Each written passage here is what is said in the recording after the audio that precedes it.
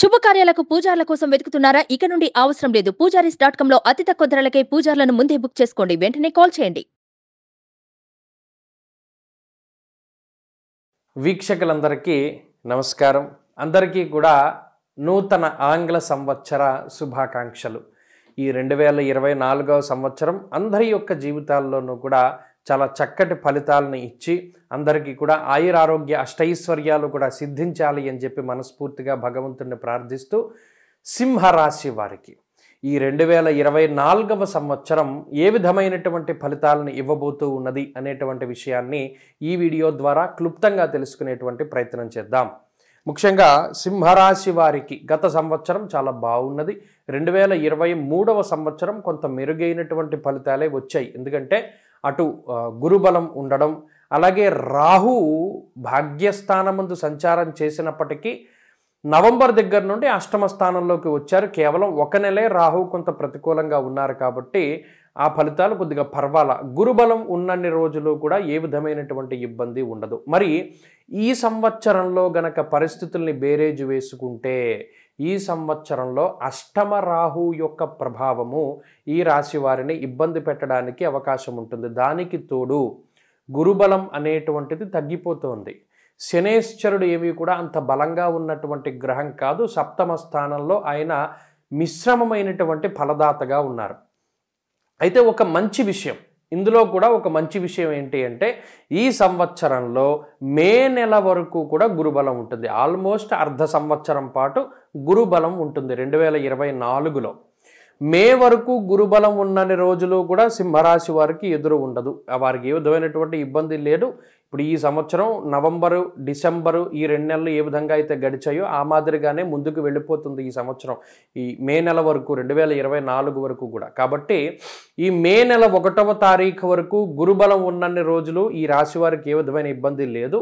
ఎప్పుడైతే గురుడు తప్పుకుంటారో దశమ కేంద్రంలోకి గురుని యొక్క సంచారం ప్రారంభమవుతుందో చాలామంది ఈ శాస్త్రం మీద అజ్ఞానంతో వారు మాట్లాడేటువంటి మాటలు ఎలా ఉంటాయంటే గురుడు 10వ ఇంట్లో చాలా శుభ ఫలితాలు ఇస్తాడని. అసలు వాళ్ళకి గోచారానికి జాతకానికి తేడా కూడా ఏమీ తెలియదు సరికదా. కనీసం ఏ ఋషి వాక్యం చెప్తున్నారో కూడా తెలియనటువంటి పరిస్థితి. ఋషిప్రోక్తమైనటువంటి ఈ జ్యోతిష్ శాస్త్రము ఈ వేదానికి సంబంధించినటువంటి అంగంలో ఇష్టం వచ్చినట్టు మాటలు మాట్లాడితే ఆ ఋషి శాపం అనేటువంటిది ఖచ్చితంగా తగులుతుంది. కాబట్టి జ్యోతిష్యంలో ఏ మాట మాట్లాడినా ఇప్పుడు రుక్కు, మనం వేదంలో ఏది చెప్పినా ఒక రుక్కో లేకపోతే ఒకటో ఏదో ఒకటి మనం ఆ వేదానికి సంబంధించింది చెప్తాం. అలాగే జ్యోతిష్యానికి సంబంధించింది చెప్పేటప్పుడు ఆ శ్లోకాన్నో ఋషివాక్యాన్నో ఉటంకరించి చెప్పబోతే ఆ చెప్పినటువంటి దోషం ఇష్టానుసారంగా మనం మాట్లాడితే ఆ ఫలితం వాళ్ళకే వెళుతుంది. అందువల్లనే ఎప్పుడు కూడా అది మంచో చెడో, ఇప్పుడు ఒక లైఫ్ మీ జీవితంలో వచ్చేటువంటి కష్ట నష్టాలని మీరే భరించాలి.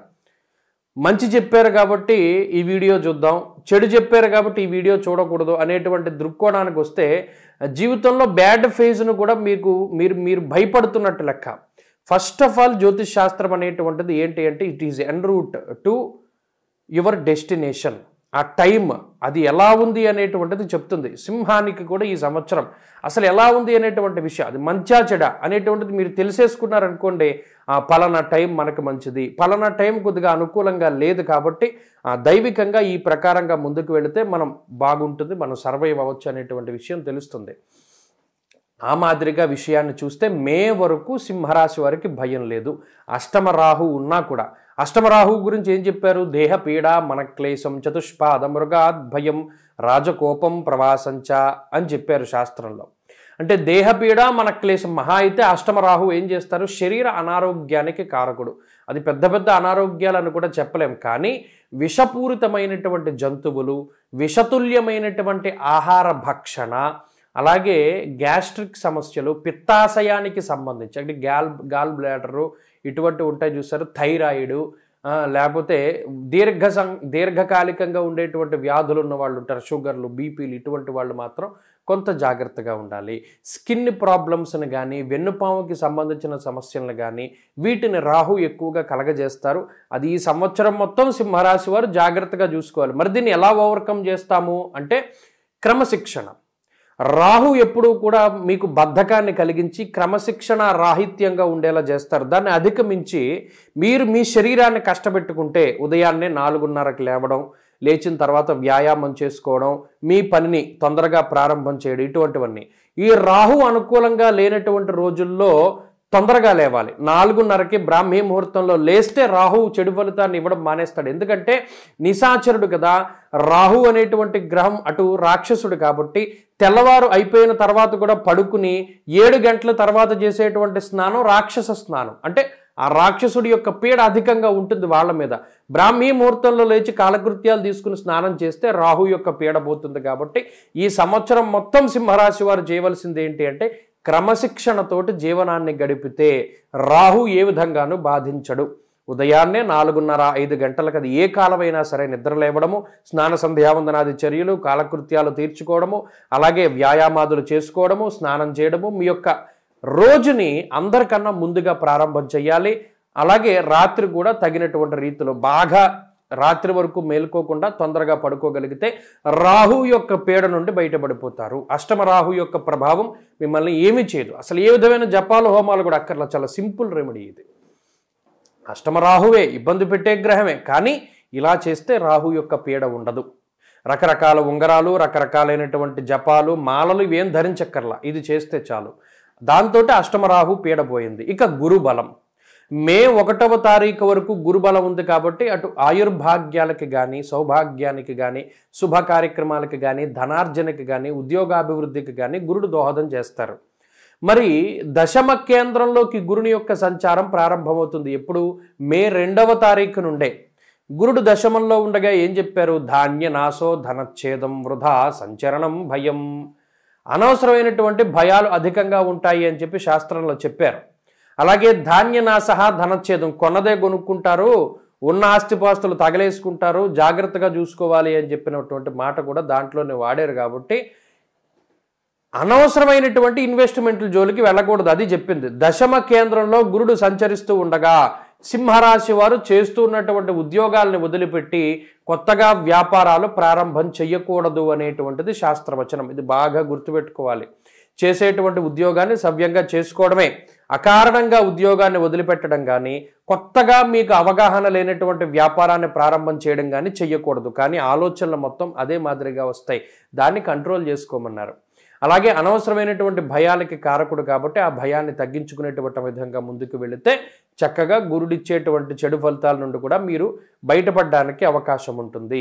ఇక సప్తమ స్థానంలో శనేశ్వరుడు మిశ్రమ ఫలదాత.